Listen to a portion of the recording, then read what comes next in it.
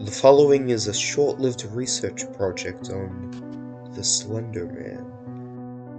There are woodcuts dated back to the 16th century in Germany, featuring a tall, disfigured man with only white spheres where his eyes should be. They call him Der Grobmann, aka the Tall Man. He was a fairy who lived in the Black Forest.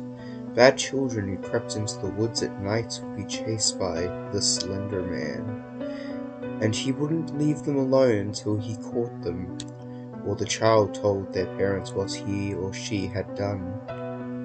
Even then, there's this chilling account from an old journal dating back around 1702. It's translated from German, so some words may be inaccurate. My child, my Lars, he is gone, taken from his bed. The only thing that we found was a scrap of black clothing. It feels like cloth, but it is softer, thicker. Lars came into my bedroom yesterday, screaming at the top of his lungs that the angel was outside. I asked him what he was talking about, and he told me some nonsense fairy story about Der Grobmann. He said he went into the groves by our village and found one of my cows dead, hanging from a tree.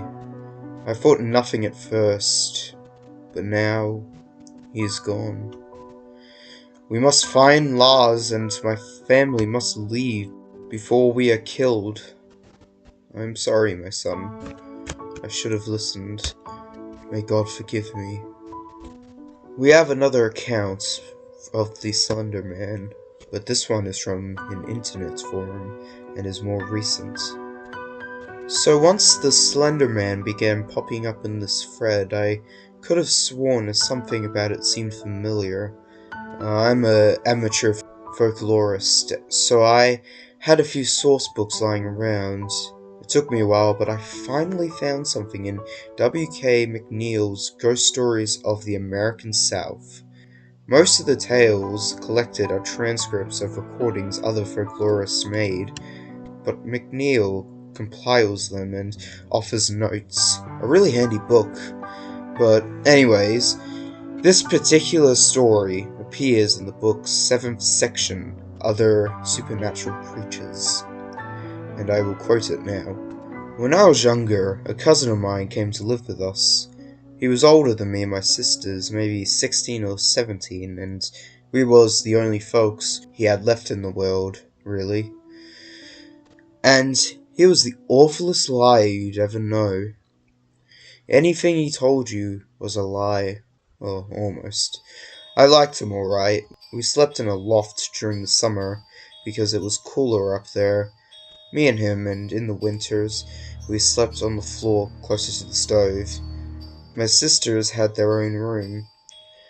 So one night, my cousin wakes me up by punching me in the shoulder, and it's summer, so we're up in the loft, and my first thought when he wakes me up is to push him out, because I'm not happy being woken up, you know?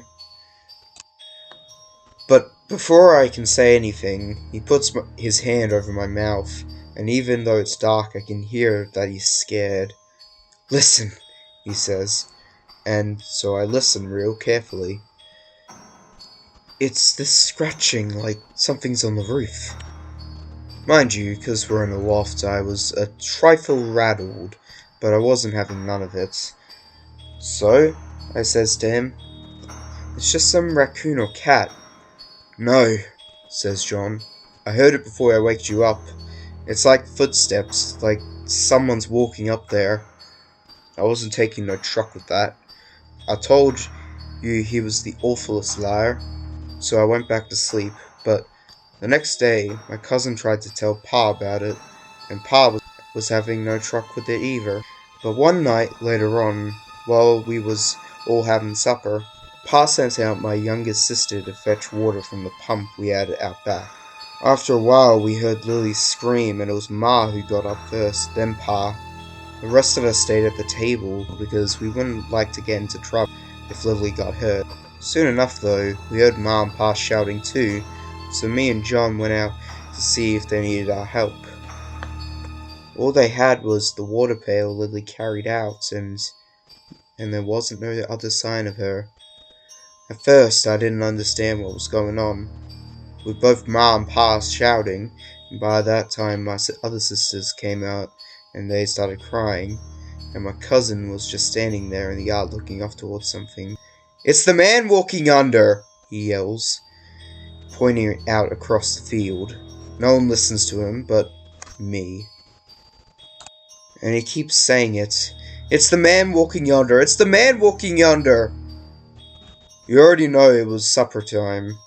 So, you know the sun was setting, and it was hard to see, but when I looked over around that field at the back of our house, the whole thing was lit up orange, and there was a row of black trees that was to the edge of the woods.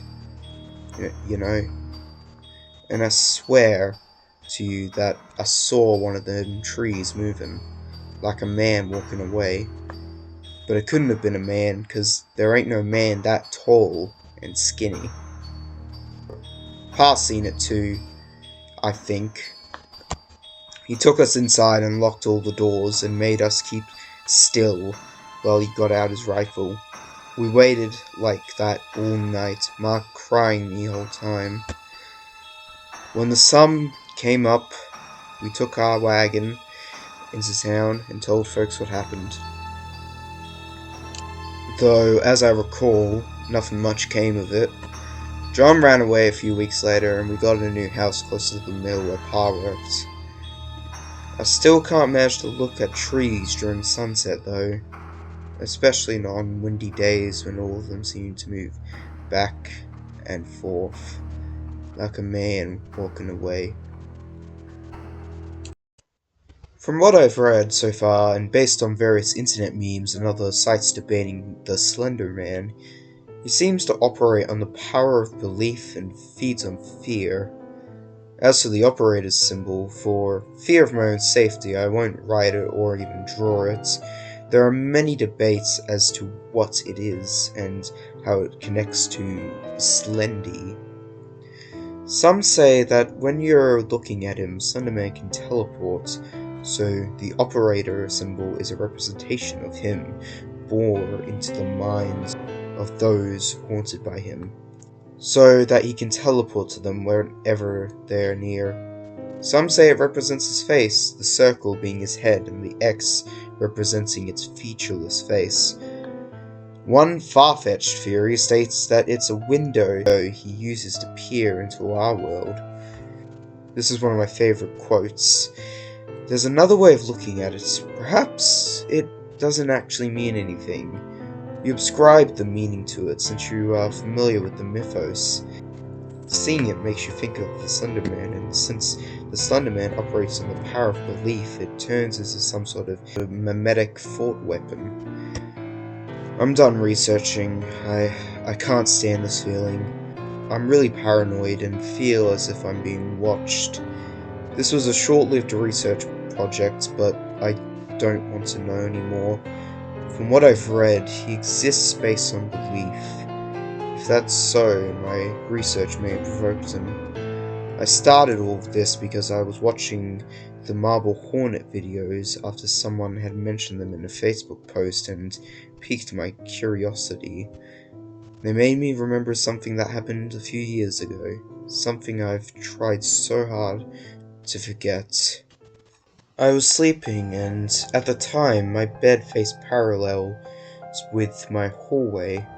I awoke one night after everyone was asleep in my house, and I was staring at the top of my bed. I had a bunk bed I shared with my little brother, and I was on the bottom. And I had this unnerving feeling in my stomach. I felt as if something was watching me, and it almost felt as if it was in my hallway. So being an inquisitive little kid, I unwillingly turned my head to look. Thinking back, I wish I hadn't.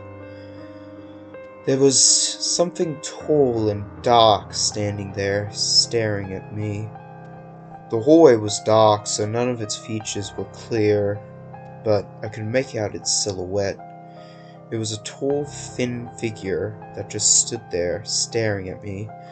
I tried to scream, but no noise came from my throat. Immediately afterwards, the thing took a step forward and I blacked out. When I came to again, it was still dark, so not much time had passed, and after an unwilling glance down my hallway, I saw that it was gone. I had no idea what the Slenderman was at the time, so I immediately dismissed it as a ghost of some sort. I know for a fact it wasn't a dream because everything was too real.